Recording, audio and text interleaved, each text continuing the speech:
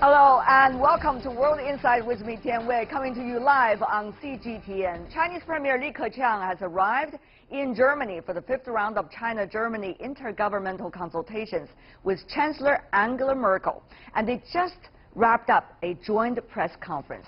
This is Li's 4th official visit to the country, but the first visit to Germany after the two countries' new cabinets took office in March. What could we expect from the visit? Before our discussion, take a look at this. The second time in 2 months for Premier Li and Ms. Merkel's meeting. Li is doing the rounds in Germany after his visit to Bulgaria. He had a meeting with the heads of the government of 16 countries of Central and Eastern Europe within the 16+1 platform and signed a number of bilateral agreements with Bulgaria. Li addressed the business forum of the China Central and Eastern Europe Summit. He hailed the long history of cooperation between China and the region and reassured partners that China will continue its reform and opening up in a world of growing unilateralism.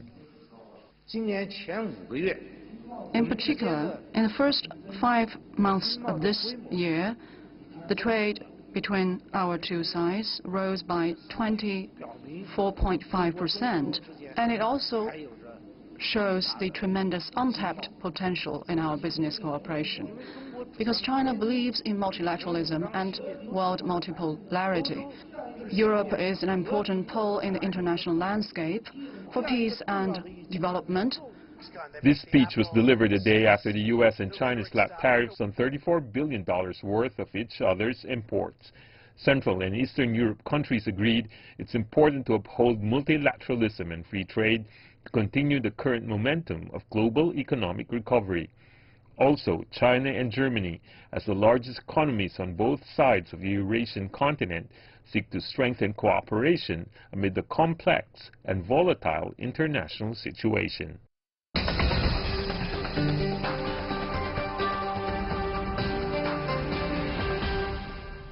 Visiting Chinese Premier Li Keqiang and German Chancellor Angela Merkel held a joint conference just now in Berlin. Li said that during the China-Germany intergovernmental consultations with Mrs. Merkel, the trade and multilateralism was important. Besides discussing trade, Li and Merkel witnessed the signing of deals involving the agriculture and auto sector between the two countries. China agreed to reopen its market to imported German poultry, while Chinese battery maker would build a battery plant in central Germany. Later today, on Monday, Li and Merkel were to visit the Sino-German Economic and Technological Cooperation Forum and visit an exhibition involving autonomous driving. To find out more about the discussion related to China-Germany relations and what can the two countries do together in order to revive the world economy, despite of its recent challenges, I'm joined here in Beijing by Ms. Jin Keyu, who is an associate professor of economics from the London School of Economics. Good to see you in Beijing, Very Jin. nice to see you too. Good to see you. And also joining us in Prague, we have Jeremy Garlick, who is a lecturer of international relations from the University of Economics in Prague. Welcome as well, Jeremy. Let me begin with you, Keyu, about the latest development. Obviously, the two sides, China, Germany, already talked businesses. They didn't wait much, particularly given the fact that China and the United States is having an apparent trade war, while the U.S. was also punishing its trade allies, such as Germany, on some of the issues. It is actually quite a unique opportunity for China to really pull in some of Americans' allies to build that relationship and strengthen the European-Chinese relationship on trade, on investment, on technology. So I think it's a golden opportunity, in fact. But having said that, though, Keyu, if I could go a little bit specific with you, if you talk about investment, China wanted to be a stable framework for Chinese business to invest in both Germany and certainly in other European countries. Well, Germany, on the other hand, want to protect its own technologies. They say, oh, well, we still want to maintain our advantage in this regard. How could that work out? Well, first of all, under WTO guidelines, it is all fair play to have mutual interest in technological sharing and the sharing of markets. And as China has a huge amount of domestic saving, why would they want to invest, attract foreign investment if it doesn't offer certain key technologies? So I think it's under the right kind of cooperation. And they also offer very complementary technologies and work together. All right. Mr. Garlick, Professor Garlick, I just love that family name, by the way. Mr. Garlick, help us understand. Be a little bit spicy if you want to, sir. Tell us about, from the Europeans' perspective, how is that going to work out between China and the European countries? Both about market entry, but at the same time with the backdrop of dramatic change in trade. That's an excellent question, and I think it's a very difficult question to answer. I could give a very long answer, but I'll try to keep it short. I think the question, obviously with the U.S.-China, sort of trade war that's been stimulated by Donald Trump, we have a changed situation. The question is in Europe whether Europeans are going to be willing to work on improving deals with China, because what we've seen recently an offer from China to cooperate on trade and other issues in the World Trade Organization, perhaps to combat the American initiatives. But the European Union at least has rebuffed it so far. So there's a question whether this can be overcome and whether Europeans are going to be willing to work on a deeper level with China. I think what we see with Germany is that at the bilateral level, the Germans are certainly willing to do business with China, but will this cause problems at the level of the whole European Union? Right. This is the question. But apparently, Ke Yu, it seems that the discussion between the two sides, China and also Germany, has already created some fruits about investment of battery companies, about auto, and also about agricultural products, as we earlier indicated. So yes, because China and Germany can really work. Yeah. Ke Yu, go ahead. On a lot of economic and business relationships, because they are complementary. Their trade would be complementary, and actually in terms of technology, we know that the Chinese market is a huge area for technological development, but it's a very different kind of technology compared to the kind of technology that Germany has been pushing for. So there's a lot of room for complementarity. Having said that, though, it is really not just about bilateral, trade deals on this sector or that one, but rather how to realign the thinking and the ideas behind the trade practices these days. Therefore, Jeremy, let me ask you about that too. About the international trade system. Does the European Union have some fresh ideas that can be tested out with other trading partners such as China, bilaterally or multilaterally? Again, I'd say that's an excellent question, and for me, that's the biggest issue here, is the European Union level. You asked, do they have any fresh ideas? I think the problem at the moment is no, they don't. I think at the level of individual countries, such as Germany, we've seen that China can do deals with Germany, and Angela Merkel is very open to that. But at the EU level, there's a lack of initiative coming from that level.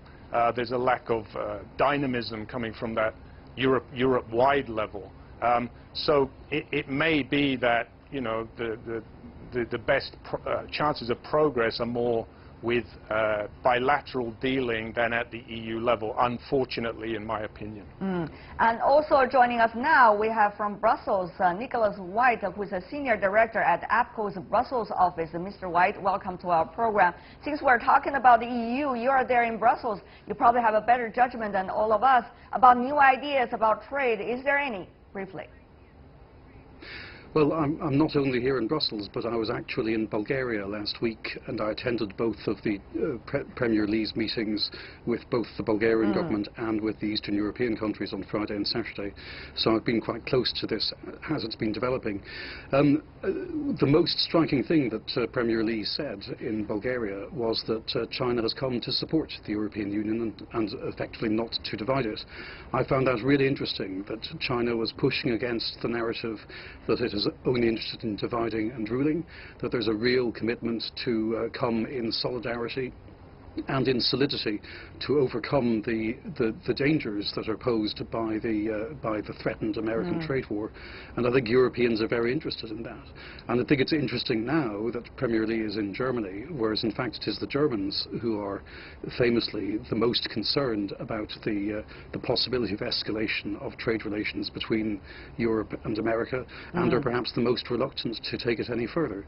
So I think that we're now seeing that this dialogue has been raised from the purely theoretical into something very practical indeed.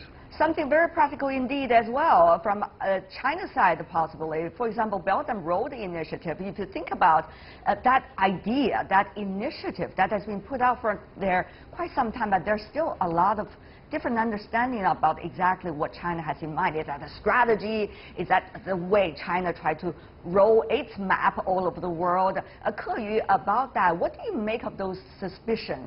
And as long as there's a prolonged period of suspicion, any new ideas can be implemented at all. People have a profound misunderstanding about what the Belt Road is really about. And it is really about establishing a new global platform for global project cooperation that pushes for win-win solutions.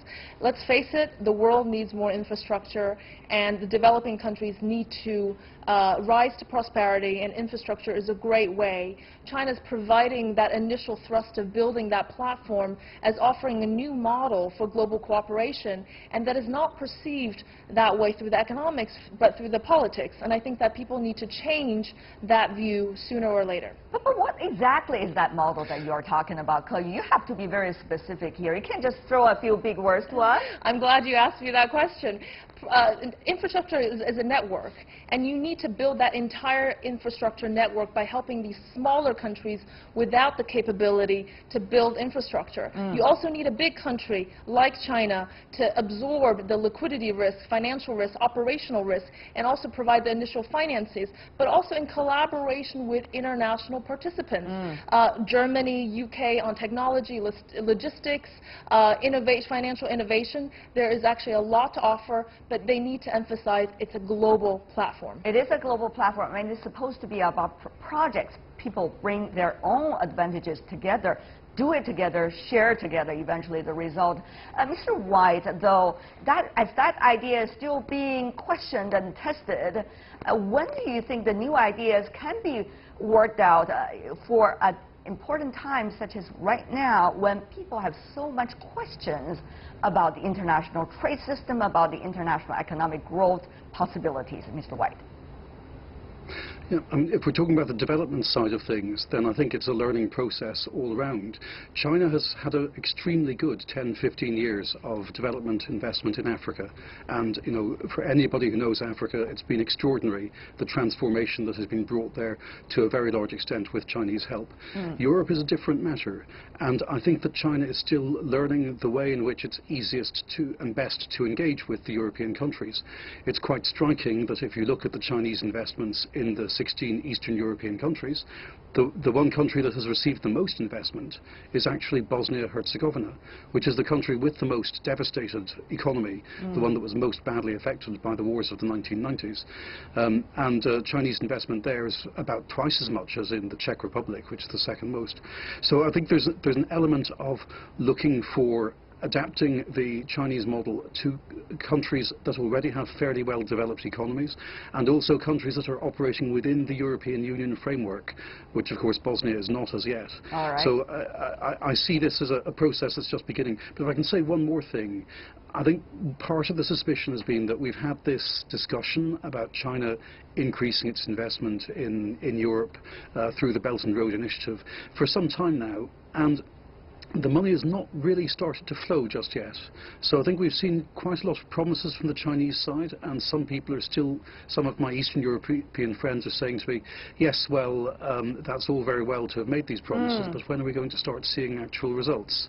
So I think that's a reputation risk that China currently must navigate. Since Nicholas talked about the money, Ke Yu, I want to ask you about this. There seems to be different concerns coming from different sides. China just thinking, why no participation or no more participation? The others are thinking, where's the money? And how much will the money keep on popping in? So how should we understand this? It seems that there are different expectations from different sides. There are two issues with the current status of the project. Number one is there is still a lack of full coordination to bring together all these actors.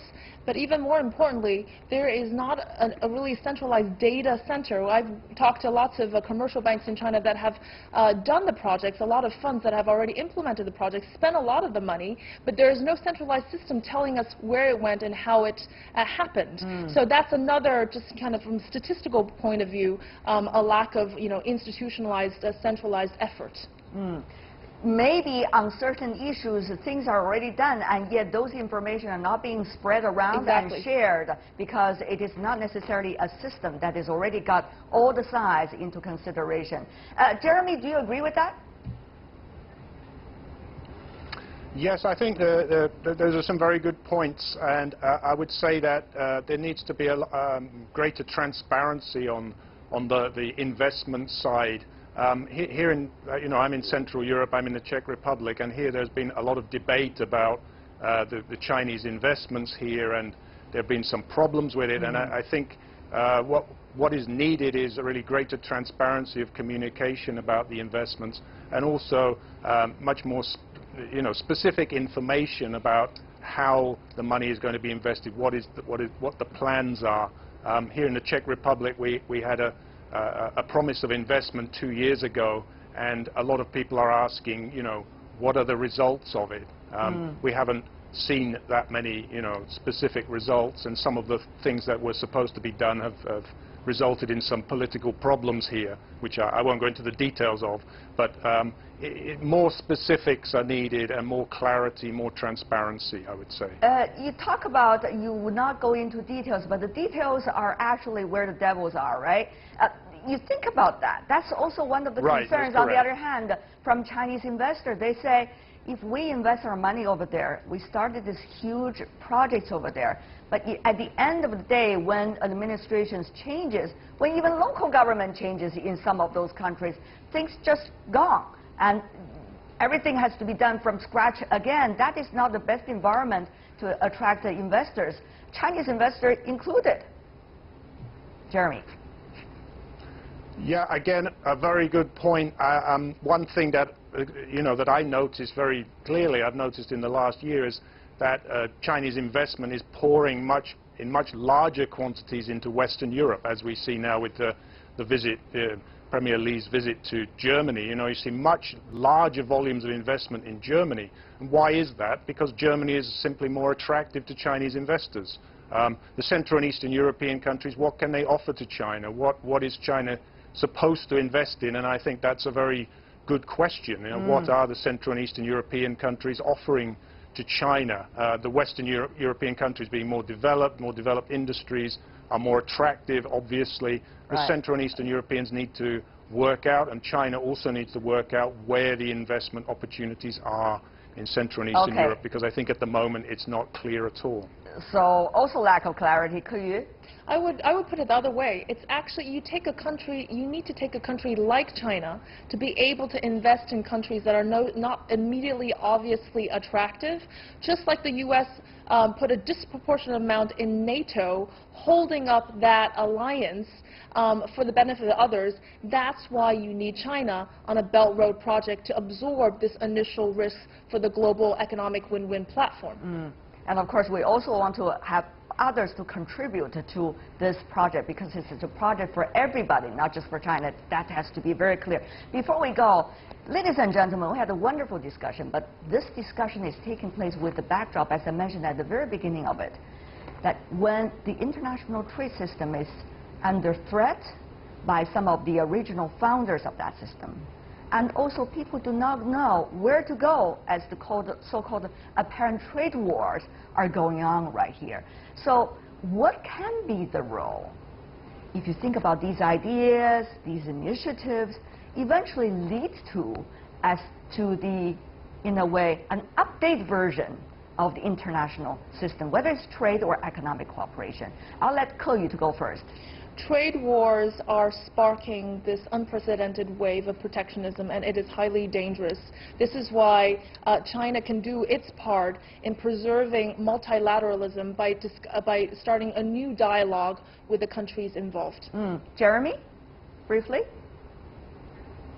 Yes, I would agree, and I think the Belt and Road Initiative, as you speakers have been saying, is very is the best thing that's on the table, the biggest vision that's available. And I think here in Europe, I think we need to work out in more, as you say, the devil's in the detail. We need to work out in detail how to react to it, how to utilize it, what to do about it. And I think that's the way forward. Nicholas, last but not least. I think the key is the disengagement of the Trump administration from the international system that the Americans have spent so long trying to build up. And I think all of us, Chinese, Europeans, everybody, we're trying to deal with the fallout of that huge strategic change in the trajectory of the world's biggest military power.